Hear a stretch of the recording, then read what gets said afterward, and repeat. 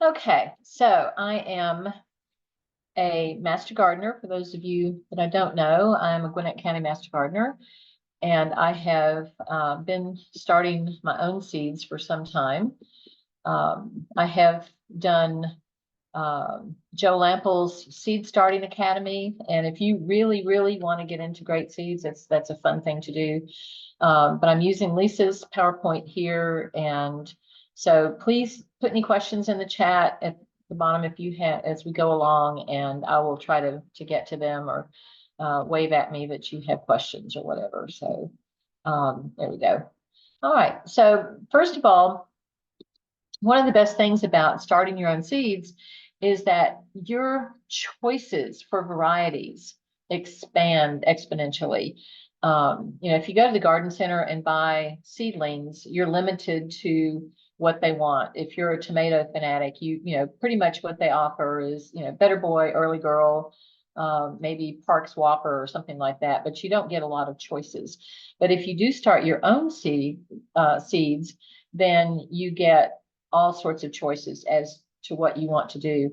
I started trying dwarf tomato seeds a couple years ago, and that's been kind of fun. And the plants do top out at like 5 or 6 feet, and you don't have to worry about them sprawling all over your garden. So those aren't in the garden center. Same thing with, a lot of the flowers that are out there. You might not have what you need. You also, starting your own seed means that you can raise them organically. You know that they haven't been treated with pesticides, and based on how many seeds you sow, your chances of germination are pretty high. Most of the seeds that you buy, if they're this year's crop, are going to give you lots of good seedlings. Okay, just very briefly, if you remember your 7th grade biology or your high school freshman biology, seeds come equipped to do all of their initial growth. They have a food supply. They have little cotyledons, which are little tiny little leaves. They have the radicle. They have a little rootlet that's ready to go, and all of those parts are in that seed. And of course, whether like if you're a corn seed, you're a monocot. If you're a bean, you're a dicot. And that simply means that when they begin to grow, they will put out 2 leaves or 1 leaf. And most monocots are things that have long strappy leaves like corn, of course, and iris, and many of the grasses that we have, whereas dicots will grow 2 seed leaves to begin with, and we'll talk a little bit about what those are in a minute. But everything is there in that seed that the seed needs to grow. By the way, if you notice, there are little QR codes on many of the slides, and you don't have to worry about right now getting those, because like Lisa said, she's going to upload the PowerPoint to the YouTube channel, the Master Gardener YouTube channel. And so you'll be able to go back through and stop the presentation, take your picture with your phone, and go to that source if you need to. So don't worry about writing fast notes or anything. So move on. All right, once that seed starts to grow, and I'm having issues here with being able to see what I'm doing. There we go. All right, once that seedling starts to grow, it's going to put out a root, and it's going to put out leaves. And if you'll look over here on the right hand side, at least right on my screen, notice these are the cotyledons down here, and these are the first true leaves that are coming out. And so that's what you want to look for. As it begins to grow its root system, then it'll begin putting out more leaves. And as soon as you have 2 sets of true leaves, then you can start up potting them or moving them along. But you want to let them have a chance to grow and be a sturdy little seedling. We're going to talk about some ways to make that happen. If you're going to start seeds indoors, you have to have light. And that light can come from a window, but chances are that light's not going to be strong enough to make very strong seedlings. So you're probably going to want to come up with a way to have supplemental lighting. If you want to invest the money, you could buy a setup like this. my setup consists of an old shop light with 2 fluorescent bulbs, and it works just fine. It doesn't have to be expensive. The biggest issue that we have is, most of you probably heard that we have changed zones, and we are now, most of Gwinnett County, or all of Gwinnett County is now zone 8. And what's interesting is that our last spring frost date is actually a little bit later than it used to be, and it's April 9th now. And so April 15th is about still the point in time when they recommend that you start transplanting things out into your garden. Unless you have some way to cover them, if you have a floating row cover, or you have cloches or something that you can cover those seedlings to keep them warm if the temperatures drop. You really don't want to put warm season crops out in your garden until about April 15th. Now, cool season crops can go out earlier than that. If you have started, right now is a great time to start spinach and beets and lettuce and not radishes, but you could start carrots now, though carrots really want to start in the ground. But most of the cool season vegetables can be started now and put out. They'll tolerate a little bit of chill, so they can really go out in the garden, say the middle of March, and they'll be okay, unless we have a really, really hard freeze, and then you're going to want to run out and put some row cover or something over them. So if you go online to the Extension publication site, you can find this vegetable planting chart, and it'll tell you by variety what the different vegetables, when you should begin them for them to be the right size to plant out after our frost date. Now you can start seeds for spring now, and then in August you will start seeds for fall planting, and those will be your fall crops. Again, spinach and lettuce and beets and things like that don't mind the cooler temperatures, cabbages and kale and those kinds of things. So both of those sets of dates are on that chart, and it's a 1-page, really easy to download and print out so that you have it to reference. And again, there's a QR code there that you can link to that, or you can just go to Google and put in UGA publications and then put in fall or vegetable planting chart. That'll work too. Excuse me. The biggest thing that your seedlings need is light. And a lot of seedlings actually need to be exposed to light in order for them to germinate. And what that means is that if you cover them with a lot of soil, then they're not going to be exposed to the light, and they're not going to germinate very well. So you need to read your seed packet very, very carefully and see if it needs the light to germinate. Then what you'll want to do is water your little tray, your seedling tray, put the seeds on, and then just press them gently into the soil. I have a little block of wood that I use to tamp down seeds into the soil so they make good contact.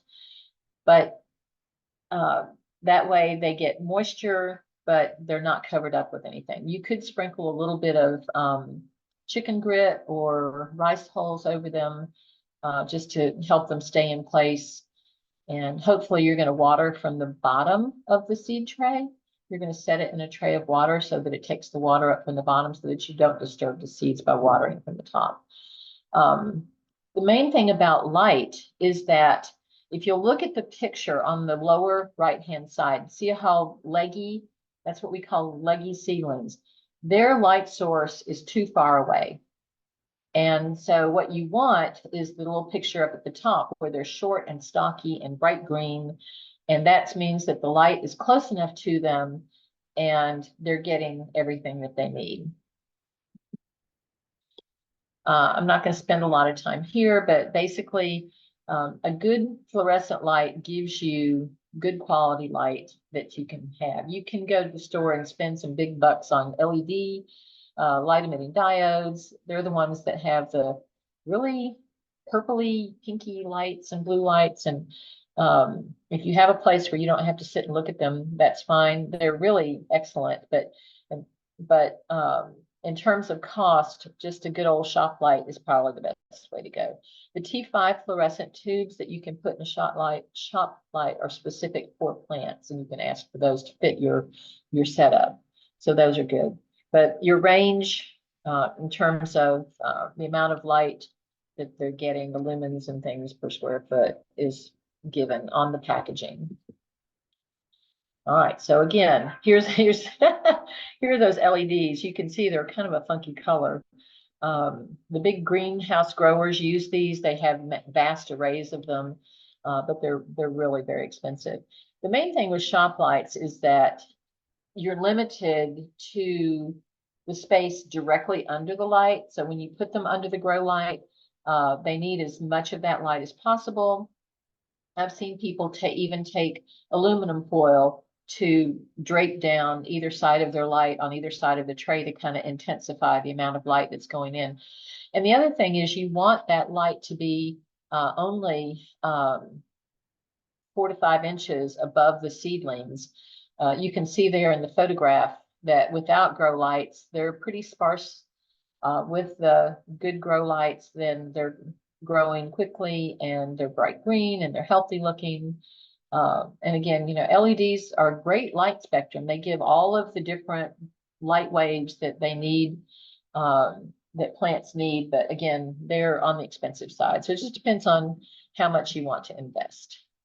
How much do you want that tomato to cost? Once you decide that you're going to start seeds, you want to start them in what's called a soilless mix. And if you go to the store and ask for seed starting mix, that's what you're getting. A lot of them have peat as part of the makeup. There's some that have core now. The jury's still out about whether that's as good or not. But sphagnum moss, perlite, and vermiculite are the basic structures of that soilless mix. And the reason that you want that, you don't want to use garden soil, is because garden soil is full of fungus and bacteria and all sorts of things that would like to attack your seedlings. The soilless mix is basically sterile, and so it's not bringing any diseases or fungus or anything into the growing situation. The minute you have warmth and light, fungi want to grow, so that's what you want to avoid. So you want to set up your seed. Here's a seed starting tray. You can purchase these that have heat mats that come with them. You want something to label your seedlings with. You want good quality seeds. I recommend organic are your best choice because you don't want to introduce other odd chemicals. Down the lane, after your seedlings have sprouted and are beginning to get, 3 or 4 sets of leaves, you are going to want to fertilize them a little bit, because remember, your seed starting mix doesn't have any nutrients in it, doesn't have compost in it, doesn't have any things in it that are going to support the ongoing growth of your seedlings. So you are going to want to fertilize them, but they are babies. And so we don't want to fertilize them with a really heavy dose of fertilizer. We want to do like a 1/4 strength or a 1/2 strength. I always start with a 1/4 strength and then work my way up to a 1/2 strength as they get a little bit bigger. Obviously, grow lights are optional. A heat mat is optional, but those two things will double your chances of having lots of seedlings to sprout and grow. Having a good little pair of little pruning scissors or secateurs or whatever you want to call them is really nice. They need to be good and sharp because you want to thin your seedlings, and we're going to talk about that in a minute too. So that's another good thing to have. A spray bottle for misting is also helpful. So when you get started, you want to fill your containers with that soilless mix, with your seed starting mix. And what I do is I fill them, brush off the top, tap them on a table to settle the soil down in. I don't want it packed in, but I want it, to settle down. If it's kind of low, I'll sprinkle a little bit more on top. You could take a little block of wood and tamp the top down. And then you want to water. Before you put the seeds in, you want to water them so the soil is moist, because if you water after you put the seeds in, you're liable to wash the seeds around. If you're putting, say, 3 seeds to one of the little containers, well, they might all wash in together if you water immediately after you put the seeds on there. So you want to separate them so that they're easier to thin if you need to. If you're using, you don't have to go out and buy any kind of pots. You can save your cottage cheese containers or yogurt pots, or some people talk about those little K-pod things. I don't have one of those, but they have a hole in the bottom already. The main thing is whatever you are going to grow your seedlings in, it has to have good drainage. You can make your own potting mix if you want to, but I just, to me, the science is there. The seed starting mix is not that expensive, and it's worth investing in good soil or good soilless mix for your seedlings to start out in. Some people like the little peat pots or peat pellets. You moisten them, and then the peat pellets grow. The idea behind these is that you can cut them apart and plant them directly in the ground. You don't have to move them to a bigger pot or whatever. The only drawback I have found with the peat pots is that they do dry out very, very quickly. And when you plant them, you have to make sure that the top edges are underground, that you put soil over them, or they will dry out that soil plug, the root plug, really, really quickly. So that can be a bit of an issue, but that certainly is a good choice too. Once you have your pots filled, then you want to plant your seeds. And your best friend is to read your seed packet. You can see by the picture of the label there that this says it's going to take 5 to 10 days for those seedlings to sprout and begin growing. The seed depth, depending on the size of the seed, you usually plant that seed the depth of like if you have a corn seed, which is usually about a 1/2 inch across. So you're going to plant that about a 1/2 inch down. But if you have a lettuce seed, it doesn't want to be under the soil. It wants to be on top of the soil. It needs light to germinate. So you're just going to sprinkle that on the top and just pat it gently into the soil so that it makes good contact with that damp soil, but you don't cover it with anything. And again, if you're using a seed tray or the little peat pots or whatever, see how many they reckon. Like this package says a group of 4 seeds every 10 inches. Well, what you may want to do is put 2 seeds per pot. And then when they start growing, you're going to have to be a really tough parent and decide which is the healthier, and you're going to cut the other one off because you only want 1 seedling, if these are vegetable seeds, to each of the little pots. Oh, and one other thing, label. You will forget 5 minutes from now what you planted where, and making yourself some really good labels. A lot of seed starting kits come with plastic labels. I highly recommend you using a pencil. I know markers are nice and dark and black, but I have found over the years that they tend to, even the permanent markers on these plastic labels don't last very long. Whereas a pencil, good number 2 soft lead pencil, works great and lasts for a very, very long time. I've had them outside in the garden for more than 2 years, and I can still read them. Once you have your seedlings planted, now here they've used like Dixie cups or pots, or you can, I do a lot of this. I save veggie containers, strawberry containers or whatever. It already has drainage in it. You can put your seed starting mix and sprinkle your seeds on top, and then close it, and you have a perfect little biodome that's going to keep the humidity up around those seedlings, or around the seeds. But or you could use plastic wrap over the tops. Some kits come with big plastic domes that you can set down over the seed tray. Whatever you do, you want to keep the humidity high around the seeds.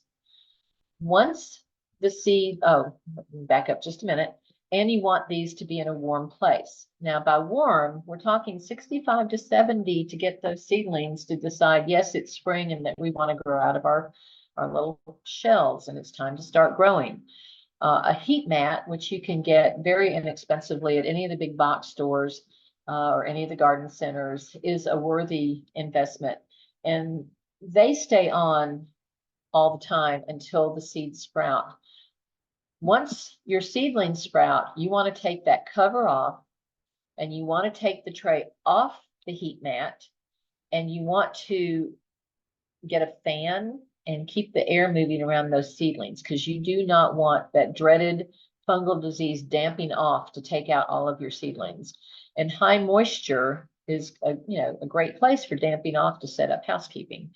And so you can gently use your sprayer to spray the soil around your seedlings. You could set up, a lot of trays come with a wicking mat so that the tray that the seedlings are growing in sits on top of the wicking mat, and the wicking mat goes down into a reservoir of water underneath. So it's pulling water up. So the trays aren't sitting directly in water, but they constantly have water accessible to them. And so the only thing you have to do is check that reservoir and just make sure there's, an inch or so of water in it to keep feeding the watering mat. Once your seedlings have sprouted, they don't want it to be quite as warm anymore. They're very happy at 60 to 65. My garage stays maybe 55 to 65, and most of my little seedlings are really happy under a grow light in my garage. I do take them off that grow the heat mat as soon as enough of them have emerged. If you are, we tend to be fairly heavy-handed when we're sowing our seeds because we want to make sure that we get some viable seed growth. But if they come up really, really thickly like this, and down here, these are little tomato seedlings in the bottom left corner there, they all can't grow in that spot. Now, if you pull them out like the person in the middle is doing, that's all well and good. But the problem is you are pulling at the roots of the neighboring seedling. So a better thing is to take a pair of sharp scissors and just cut off the seedlings that you don't want. And I know that seems, but remember, you're only spending $5 or $6 for a packet of seeds, and you're not probably going to plant all of them. So it's not a big investment to do that. Look at your seed packet again, see how far apart the seedlings need to be.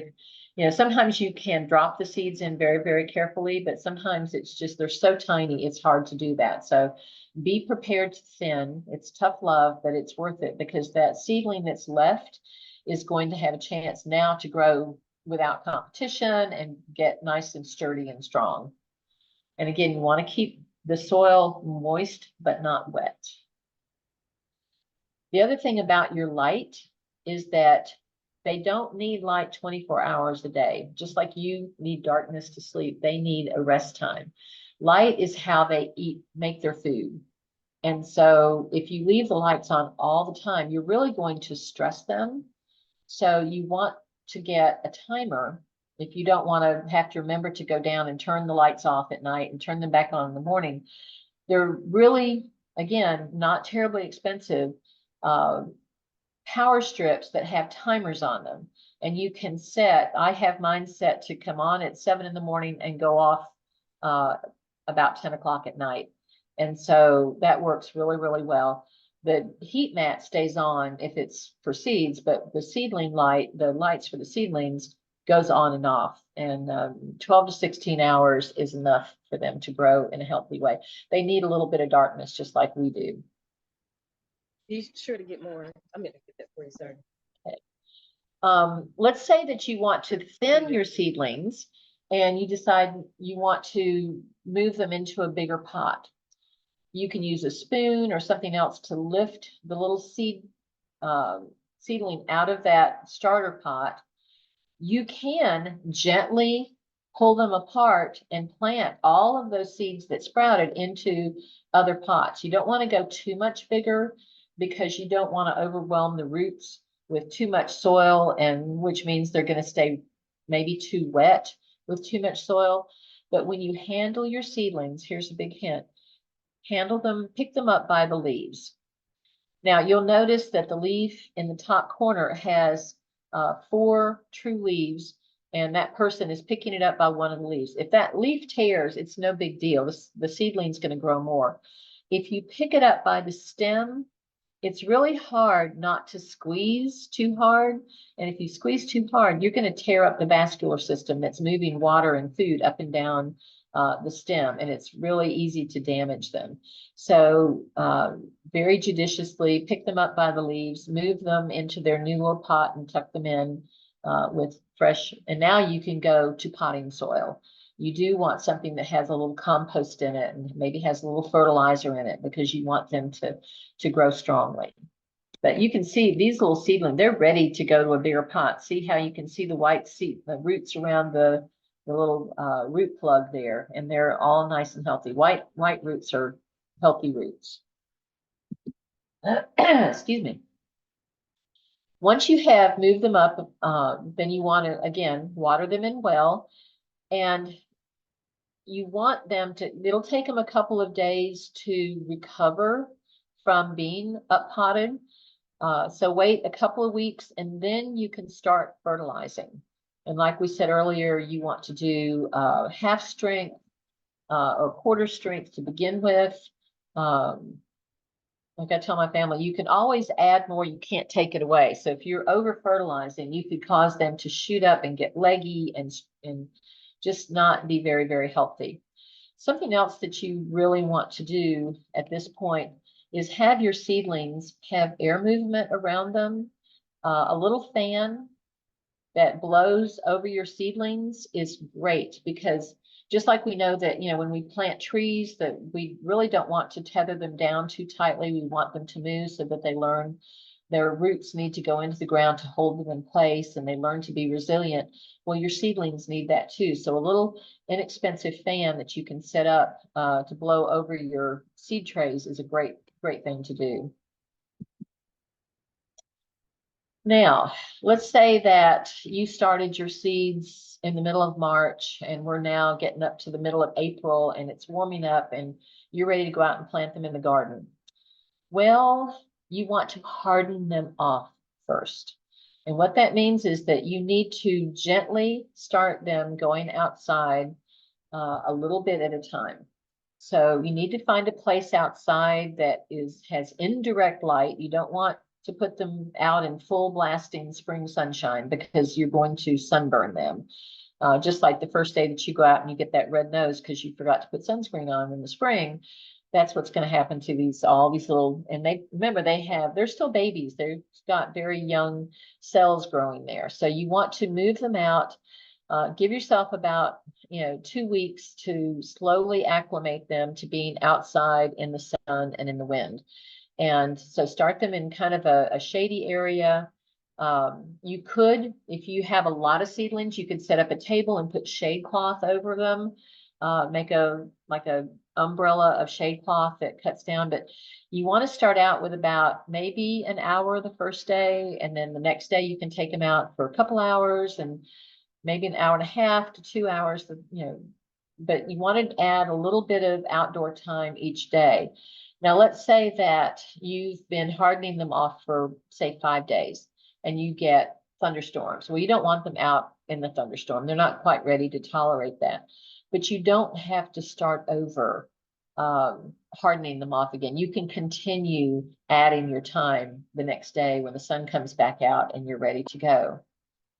It's just a chance for them to get used to being outside. Now, if you are starting a vegetable garden this spring, some of your seeds are going to be much happier being direct sowed.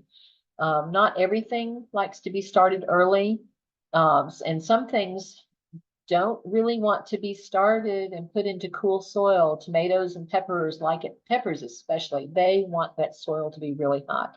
So you can check your soil temperature with a thermometer.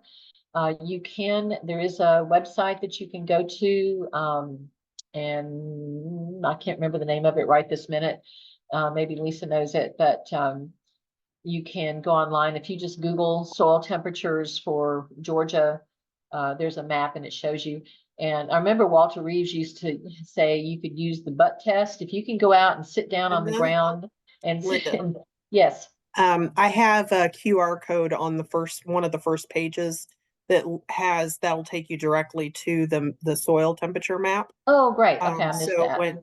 I had that, and then the planting chart there that tells when everybody should be putting things in. So if you go to the Metro Master Gardener, you can get that information there. So it was earlier, yeah, and I saw the planting chart. I missed the soil temperature.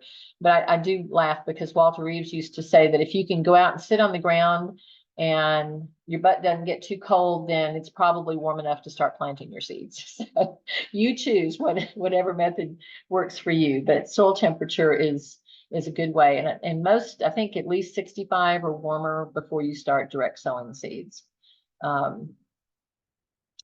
Once you plant seeds in the ground, you do need to keep them moist.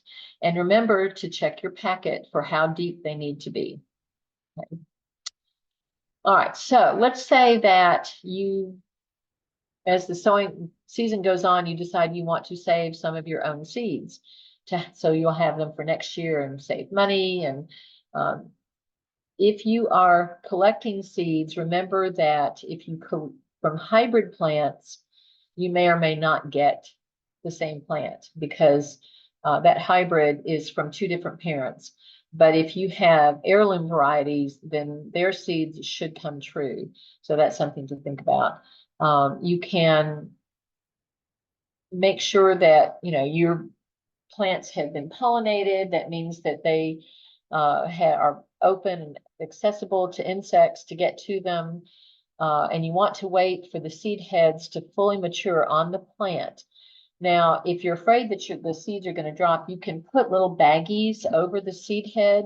Once it's been pollinated and the flower has gone away, then you can cover it with either a paper bag or one of those little jewelry bags that you can cinch up around that so that the seeds can't drop to the ground. You want to make sure that you dry those seeds really, really well. You can do it on paper towels or coffee. I like coffee filters myself because paper towels tend to have fibers that sometimes stick to the seeds, particularly if they're kind of really wet seeds that you start with. But you want them very dry. And a lot of times if they're still on the stem, you can put them in a paper bag and tie that and let it dry, and the seeds will eventually fall off in the bag. But just again, make sure that you label everything. I like that top picture. They've got seeds collected on those paper plates and they've labeled the paper plates. And then when you put them in envelopes, then you're going to transfer that label. If you put them in jars or whatever for bigger seeds, again, you can write right on the jar. You can use a Sharpie marker on glass, and then you can just take some alcohol and wipe it off when you're done using it. It works really, really well. Okay. So, if you're going to save tomato seeds, I think that's one of the things that a lot of people really like to save. They have a tomato that just tasted super this year, and what you need to do is take that pulp, rinse it, and then put it in a jar with a little bit of water, and you're going to let it ferment. And what that does is that it helps to remove the pulp from the seed, because you know tomato seeds have that little jelly-like material that's around them. If the seeds float, then they're not viable. That means that they're empty, they don't have enough in them. The good viable seeds are going to sink to the bottom. And then it's really easy to scoop off the stuff on the top of the water, and then you can run the other seeds through a sieve, rinse them, and rinse them a third time, and then lay them out on a coffee filter and let them dry. And then you can seal them in an envelope. Paper envelopes are great. And then put the envelopes in a glass jar, because you don't want moisture getting to those seeds until you're ready to plant them the next year. All right, so what can go wrong? Well, it seems like, you know, when you're first trying, everything might go wrong or nothing will go wrong. It just depends. But the first thing you want to do is, again, look at your packet. Did your seed need light to germinate? What temperature did it recommend? If it's really cold, that seed may have started, but it just didn't have enough moisture or enough heat to make it really happy about germinating. Be careful that you don't soak the soil. You just want it to be moist, like a wrung out sponge. And you know, the seed needs moisture, but it also needs air. And if there's too much water in the soil, then the roots that start to grow are not going to have air and they're not going to be able to grow. If things aren't happening, then dig the seed up and look at it, see what's happening. I've had a situation in the last couple of years where my bean seeds were not, I planted them outside and they were not germinating. And I finally dug in and something had been eating them underground. And so I had to rethink, and I think it was, can't remember now what I decided it was. I think it was roly-polies were eating the seed right off at the stem. Some things in the ground too, you get different kinds of things in the soil that can eat your seedlings. If the seedlings are growing well until they suddenly fall over, then chances are you may have a fungus or you may have cutworms if you've putting them out in the garden. Young seedlings of tomatoes and squash and things, I usually make I'll take paper towel tubes and cut a slit all the way down and then make a ring and slide that down around the stem of your seedling so that a little bit of it is above the soil and the rest is below the soil, and that helps to keep that cutworm from getting through it. If they're still in their pots and they fall over, it's probably a fungus called damping off. That's why you use sterile potting mix to start your seedlings in, because you're less likely to have that. And that's also a reason to have a fan, because that helps to keep the surface a little bit drier so that the damping off fungus can't get started. If your seedlings are leaning and they're skinny and they're spindly, you can see these were probably grown in a window, or their light is in the wrong, the light's not close enough to the leaves of the plant. They're having to reach to try to get light on their leaves. And the chemicals that allow a plant to move and lean toward the light are going to stretch that stem. And in this side, one side more than the other, because the light's over on the other side. These look like they're maybe in a window, and windows just don't have strong enough light for them to really grow really, really well. If you do need to grow them in the window and you just have a few that are going to be there, make sure that you turn the trays every day so that what stretching they do is offset the next day by stretching in the other direction, and that can work. You may also be overfeeding them, so you might want to cut back. If you've been fertilizing them, you might want to cut that back a little bit. If it's too warm, like we said earlier, once the seedlings have emerged, they don't want it to be as warm as when they were first germinating. So you want to cut back on your heat a little bit, and that's another important thing to do. All right, so what happens? Again, you want to read your seed packet. When you go to buy your seeds or you're looking through a seed catalog, look at the packet and see what it tells you, how the seeds have been treated. Some seeds, like the legumes, like peas and beans and things, may be treated with material that's going to help them fix nitrogen when you get them in the soil. Or you can buy nitrogen fixing material that you can dust them in before you plant them. A lot of times, if the seeds are really tiny, they will pelletize the seeds. They'll coat them either with clay or with other materials that will break down once you plant them. But it helps you to see them so that you can space them evenly. So, those teeny tiny little seeds down there, it's hard to plant them evenly and spread them out so that you get the most per foot. But if they're coated, then it's a whole lot easier to plant them and see them, once you're planting them. Sometimes they're coated in a fungicide. A lot of corn comes with fungal protection, often pink, and that's very, very common. The packet should tell you. If they're a weird color and the packet doesn't say they've been treated, you might want to check that out. You can also check to see if your seeds are viable. If you place them in a damp paper towel and put the paper towel in a Ziploc bag and then check them every 2 or 3 days, put them in a warm area.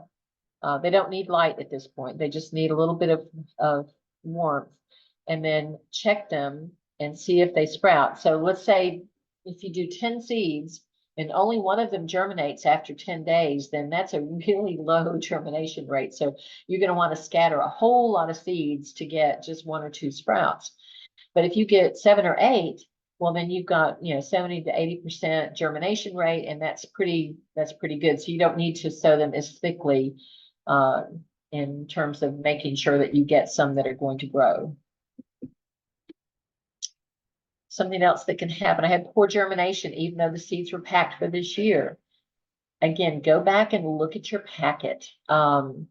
Is there anything that you needed to do to activate the seeds to grow? Sometimes it'll say to scarify the seeds, or to, which means to, what I do is I lay them on a piece of emery board or fine sandpaper, and I just rub my hand over them so that it kind of scratches the seed coat, so there's a way for the water to get in. Some of them will tell you to pre-soak your seeds. Peas very much like to be soaked the night before you're going to plant them out. That gives them a head start, particularly if the soil is still kind of cold, because peas are early season crops and they like it to be a little cooler, except when the seeds are in the ground, then they don't want it to be too cold or wet. It's kind of a conundrum there. I like to start seeds in pots and then plant them out. They seem to do a little bit better for me. So what this does is it gives you a chance to start your seeds a little bit earlier than you can plant them out. It gives you many more choices of varieties. It's a lot less, well, once you've invested in your seed starting equipment, it's a fairly inexpensive method for starting seeds. Of course, you can use all recycled materials. It really, other than getting a good quality seed starting mix, that's worth the money. But what you grow them in is completely up to you. I love the containers that croissants come from Costco. That's the best greenhouse ever. I start all sorts of things in there. I'll put little pots in there and it makes a great greenhouse. But you know how healthy your plants are going to be. You've controlled their health. You know they haven't been sprayed or they haven't had pesticides on them, and you know you've grown them in healthy soil. So you can control all of that. And again, the vegetable garden, you can check the QR codes and find all sorts of information on the UGA publications website. And Lisa is your best friend. Contact her or the extension office or any of our master gardeners, and we can answer your questions. And I think that got me through everything. Let's see, we've got some things in chat. Let's see. All right. Do I have to stop? Oh, here we go. Okay. Let's see if this is going to let me. Here we go. All right, the dates which are those to start the seeds or to move the seedlings out. What the dates are, and let's see if I can, that's way back at the beginning, and I don't think it's a really bright look, but it'll tell you what the chart will tell you. Let's see, where was that? There it is. It'll say now days to maturity. Let's go back and look at the chart for just a second. Days to maturity are from the time you actually plant them in the ground to when they should produce their fruit. It does not include your seed starting dates or your hardening off dates. So kind of keep that in mind too. But it'll tell, what it tells you basically is how many days you need to start them ahead of the frost date. So if you want to plant them out on April 15th, the chart tells you how many weeks prior to that or how many days prior to that you need to start your seedlings. And again, remember that number is not going to be included in your days to maturity. Let's see. If you're watering from the bottom, you do not need to mist. Exactly. You don't need to do that. And bottom watering is your best friend. It really is. It really cuts down on worrying about as many fungal problems. I would, in terms of fertilizer, I would use any good organic fertilizer. You could use a liquid, is your best bet for the young seedlings because you can dilute it, like we said, a quarter strength or a half strength. I use, what is it? Neptune's Harvest is one that I've used a lot and I'm very happy with it. It's a good organic one. And you can get it at most garden centers. I don't like Miracle Grow personally because to me it's like feeding candy to kids and you get a shot of stuff and then it tends to wash out of the soil fairly quickly. I'm not as happy about that one. Says UGA has a new soil temp chart by vegetables in the publication. Good to know. That will be something to check out. Again, you want to check your soil temperature before you start planting things out. Now, something that you can do, there's, I used to use these years ago, but there's a thing called a wall of water. And it's like a series of tubes that make a cone and you fill it with water and you set it over where you're going to plant your tomato or your pepper or whatever.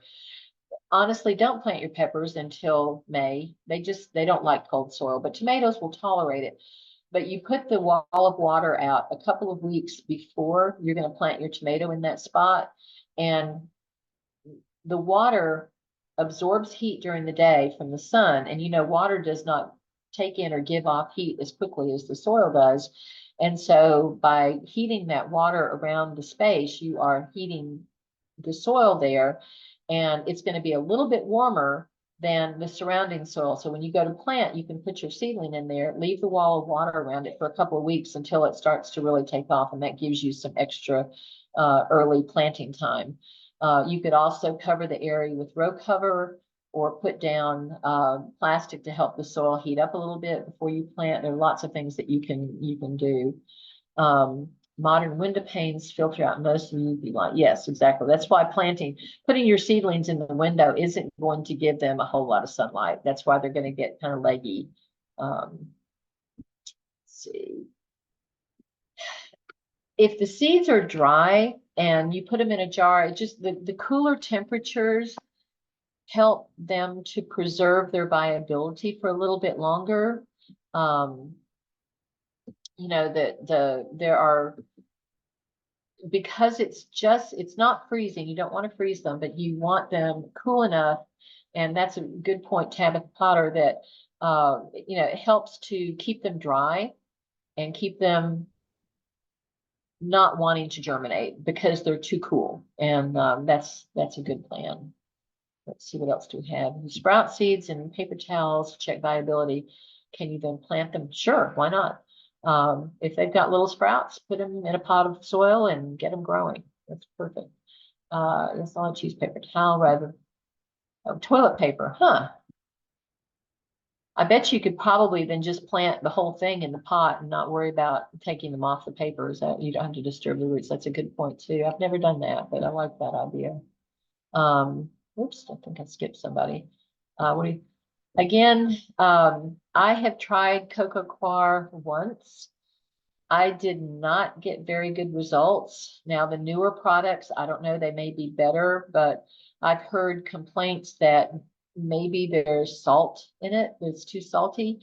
What you might want to do if you want to try that is make sure that you rinse it really, really well. I would wash it, drain it, maybe wash it again, drain it again, and then try that. But other people have tried it. I know there's another product called Pit Moss that is a decomposed newsprint that people like, and I think they have a seed starting material that they put out. I have not tried that, so I can't talk about it specifically, but I know it's out there. Like I said, the Coco Coir I personally didn't have a lot of luck with. I just like the seed starting mix that, and I do get organic ones. I prefer to go that way. The presentation is going to be on the Master Gardener YouTube page next week. So you can pull that up and share it with other people if you want to. And let's see. Yep, the slides will be on the YouTube channel, and you can talk to Lisa if you want to do a presentation about sharing the PowerPoint. She can help you with that. You're welcome. How often do I bottom water? If you're not setting up a wicking system, then you want to water when the soil begins to dry out. It's not dry, but it's beginning to look dry. So, and then you want to put it down in a tray of water, but don't leave it there for terribly long. You just want it to be able to wick up enough water to moisten the soil, looks moist again, and then take it off and drain it. The great way to do that is if you can get felt, not fake felt, but real felt. There is I think Fertilome has a seed starting kit that actually comes with a wicking mat and a double tray so that your plant cells are sitting on the wicking material, and the ends of the wicking material are in the bottom tray that has water in it. That way you really can't overwater them, and the plants only take up however much they need. Let's see, white fuzz on top, use sterile mix. That's the seed starting mix. Heat pot in a Costco croissant. I love those tacos. Yeah, heat mat. Started on Sunday. Only I wanted the pot. So the white fuzz, yeah, it's unusual. It's too wet. It's peat pots again, can be problematic, but I think they're just too wet. So open the lid, and you may have to replant, because once you get that fuzz in there, you want to get that pot out of there because it's contaminated. But again, I'll prop open my containers, and I have a fan going all of the time, because if you have air movement, then you're going to have a less chance of having fungal infections. What materials do you use to make a wall of water? I purchase them. You can purchase them online. I'm not sure that that's something you can make yourself. I don't know. You probably could, but I can't. But we purchased them online years ago, and they've stood up for years. We've used them. I haven't used them in the recent years, but I used them for several years in a row, and they're very, very helpful. I have not tried cow pots, but again, they're sort of like the peat pots. You're supposed to be able to plant them directly in the ground. I know Botanical Interest has paper pots that you can grow in. You can make your own pots. If you have the little small cans like pasta paste, or excuse me, tomato paste or tomato sauce, you could wrap it with newspaper, fold the bottom in, and press it down, and you've made a little pot. And you can put a whole bunch of those in a container, fill them with soil, and you've made pots. And you can just plant those directly in the ground. They sell a little wooden, looks like a little wooden stopper, and a base that you can press into, that you can do that, but you can do it with a soup can or whatever size pot you want. Let's see, the YouTube channel is Metro Master Gardener. Thank you, Lisa. I noticed that there are some plants not listed in the chart, like rutabaga.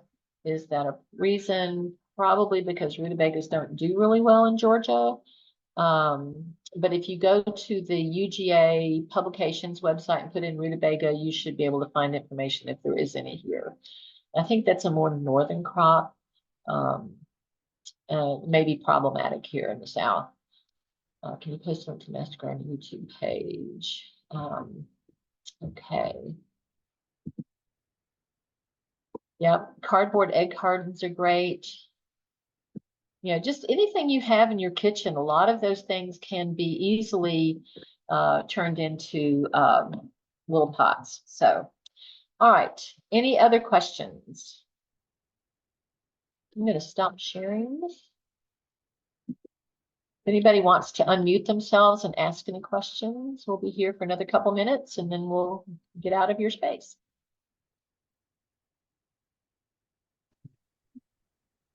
I have a question. You're saying if you put the plants in a window, but I have a sunroom, so like there's windows on two sides of the room, would that be an okay area still? And there's also a ceiling fan.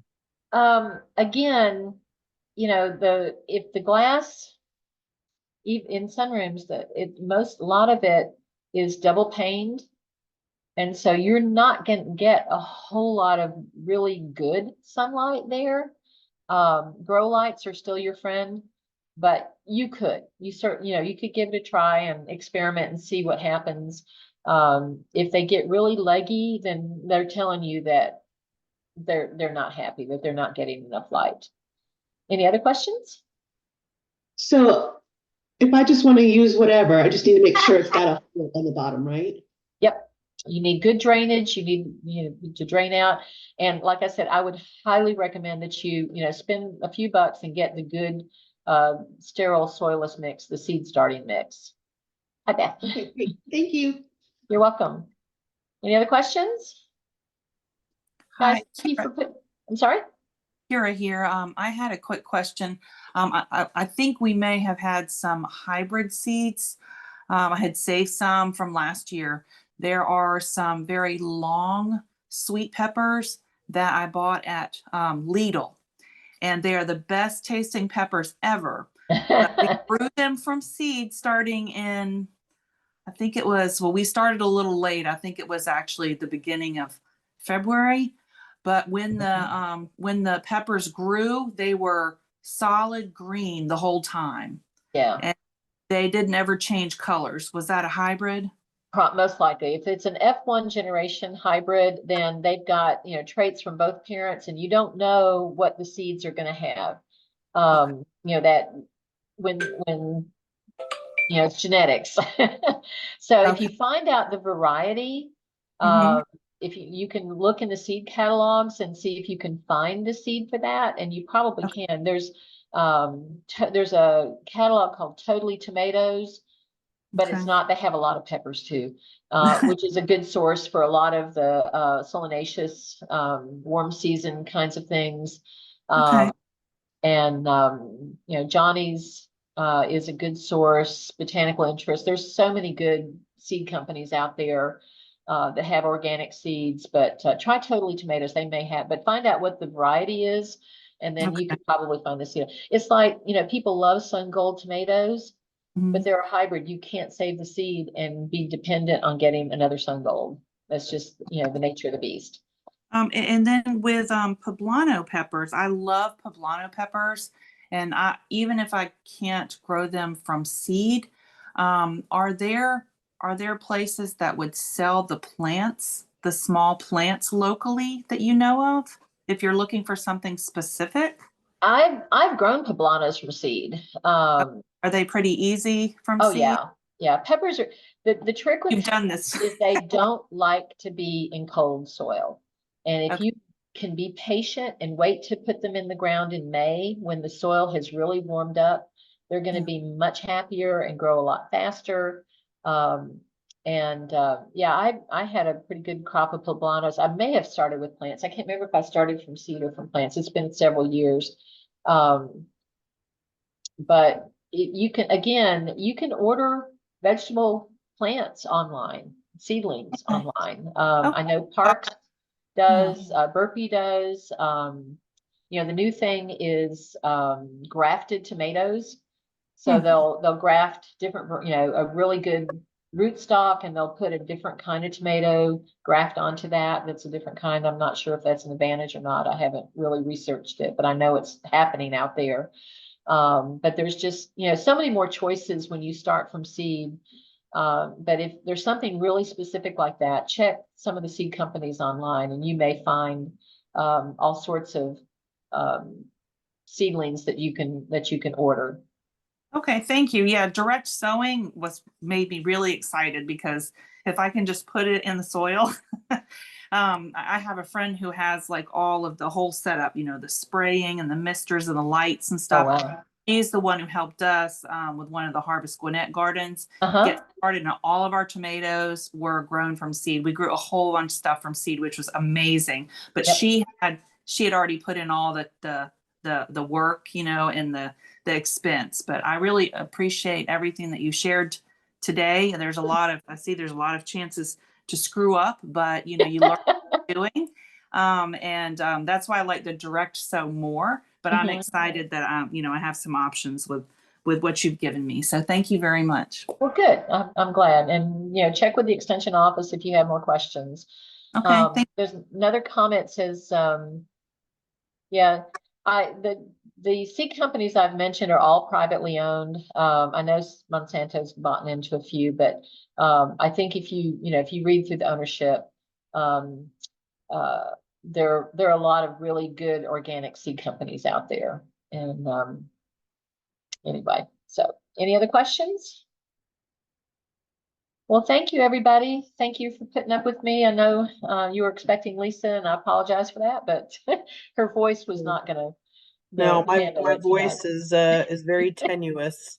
Yeah, I unfortunately had a bad cold and I have bouts with laryngitis and coughing, had to go on steroids. So thank you so much, Lynda, for stepping in. She is one of the best, which I'm glad I was able to nab her on such short You are so notice. welcome. And thank you, Kelly Brzezowski, for letting me come and use your internet. Yes, yes. I'm in And Kelly's house, Mary. I wondered when Shaw walked by, why Yeah. that was.